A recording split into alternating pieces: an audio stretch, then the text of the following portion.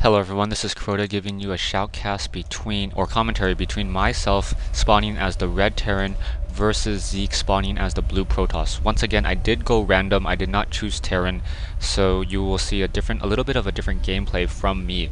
Now, in a Terran versus Protoss matchup, I really like how Calgo Mu used Ghosts in one of those battles.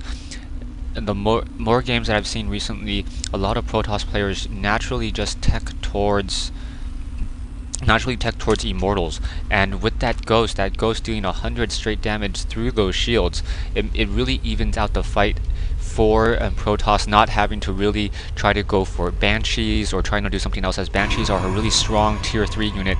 Ghosts on the or a really late tier 3 unit. Ghosts on the other hand are very easy to produce. As soon as you have a barracks with that tech lab and you start producing your single, and you have that Ghost Academy, ghosts become available, and that's actually faster than siege tanks. And also you want to get a lot of energy on your ghosts, so go ahead and just try to bring those ghosts into play.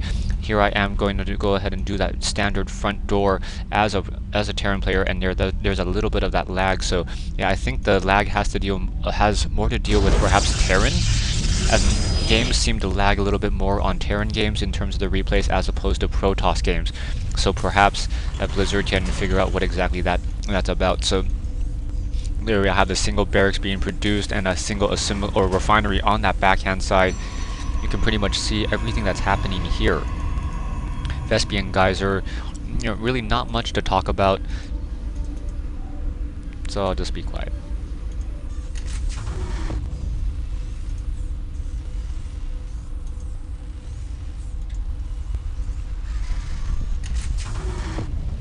Alright, that's enough of that. Oh, and I start talking right as my game freezes. How lovely. So here I am gonna also build this barracks. I still have not seen a single unit coming out. I've been keeping track of if there's any overlords, perhaps that try to spot out or poke their head over from here. And because I didn't see any overlords, oh, this was a random. Was this a random versus random? Yeah, this was random versus random. So I think you know what, I don't remember anymore. It might be random versus random. That's why I finally do send out a scout, because I want to in fact keep track of what he has. Yeah, and I believe Zeak is actually a random player. So he was also a random player. That is the reason why I am sending out a scout. I want to make sure that everything really works out for me. He's now getting that cybernetics core, opening up to later tech units. I'm going to come up this ramp with this SCV and then just start doing some scouting. Just try to scout as much as I possibly can. Taking a look, he has a fair number of probes as opposed to my SCVs. He's definitely winning in that SCV count, but I do in fact have an orbital command. I built a bunker on my front door. Now, I generally don't like bunkers, but bunkers on scrap station really works out well. Now you'll see me put down this early Ghost Academy, as I do in fact know I'm fighting against a Protoss player. He is in fact getting a forge. I have this SCV now just still running around trying to do some scouting, doing as much scouting as I possibly can. Zealot's still chasing me around. Taking a look at the army, my army is definitely a little larger at 400. How's my army at 400? Oh, I guess I have that Marauder two units in there. So while my army is at 450, I wonder what else counts as an army. Coming back over here towards the scout, and there's that SCV now finally stopping shift click. I see that Twilight Council. And as soon as I see that Twilight Council, I'm thinking, okay, he's probably going to go Zealots and charge. So I got to be careful about that. Perhaps get some Marauders to slow down that charge.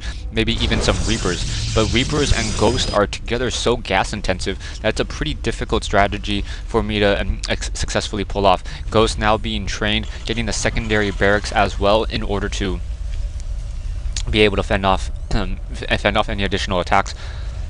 400. Where is the rest of my army? It says I have 450 army, but there's only what, 2 Marines? Let me take a look here. Yeah, 2 Marines, a Marauder, and a Ghost, and it somehow says I have 550 in terms of an army. So perhaps the mule counts as part of that army size. That's probably a bug that Blizzard should fix in terms of that unit overlay. Let's see what happens when that mule finally does go down. Maybe I'll actually be able to report a bug, or nope, a secondary mule, and that did not go up. So taking a look at that, what, 2 Marauders worth? Oh, second Marauder, 2 Marines, 100, 200, 300, 400. 1, 2, 3, 4. Should be 400. Yeah, it still says I have 650.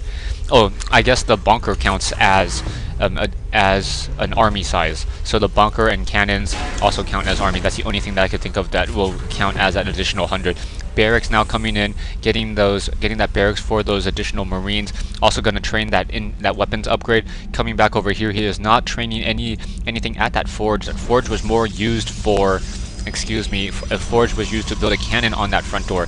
Now taking a look at this, Zeke's army 800 versus my 850, but he in fact has a Templar Archives. Templar Archives, just like it was in the original StarCraft, he's also producing High Templars as well. So those High Templars going to be casting Psystorm, and he is in fact researching Psystorm with that upgrade. I wish I knew how long that upgrade took in order to research. So taking a look over here, I have a single ghost. That ghost has a fair amount of energy, what, 120 energy, and I accidentally group an SCV into that group. You can see that little red or green barrel of gas that he's holding onto. Gonna move out with this relatively small army, but I'm thinking that if I can get a nice EMP shockwave off, and I should be able to take down most of those units. He has a single disruptor as well. He also has feedback, so feedback, a new ability from that High Templar. Also researching that Templar Archives upgrade, trying to get as much energy as he possibly can on with that Psystorm. I'm gonna go ahead and move out. I think if I moved out just a second or two earlier, this fight, or maybe 5 seconds earlier, this fight would have gone completely different, as Psystorm would not have been researched. So there it is, High Templar coming in, gonna have enough energy to Psystorm, and here we have this engagement. We're gonna go ahead and just try to focus into that fog a little bit. I have my army down here, and I see this probe, and I'm gonna quickly take down that probe, so I get the first kill. And now here comes a Psystorm. So Psystorm, EMP Shockwave. I hit the back of those units. He hits the front of my units, and both of us are pretty just low on damage altogether. He took so much damage. I took so much damage. He has charge on those zealots, so those zealots able to chase down that poor ghost. So losing 200 gas, very, very hard right there. But both of us still taking a lot of damage in that one fight. His zealots, how did they get so much shield back so quickly? Wow, that regeneration on those shields are in fact very, very strong. He's gonna go ahead and move out with that rest of his army, make sure that there is no additional scouting. Wow, that shield regeneration is absolutely crazy. So gonna go ahead and check, make sure that I do not have the high yield mineral patch over there. Army sizes is 1250 versus 1400, 45 versus 52. Most likely income workers are about the same. And once again, I have this fairly decent sized army now getting some ghost. Ghost is energy, regenerates very, very slowly, or I believe he feedbacks me, because I am unable to get another EMP off. So I am sending out an SCV, and he does the same exact thing to me. He takes out my scouting SCV, and then I try to once again re-engage here. I try to use my ghost, but my ghost doesn't have enough energy for an EMP shockwave, and he finally does, and I'm able to pull back right there. So single bunker on that high end side. Perhaps he's going to try to come in and deal some damage to me. A lot of those zealots very, very low on hit points. I can probably get a nice EMP shockwave in there once again. I'm going to pause this game and say stay tuned for part 2 and the conclusion of this replay between Zeak and myself here on Scrap Station.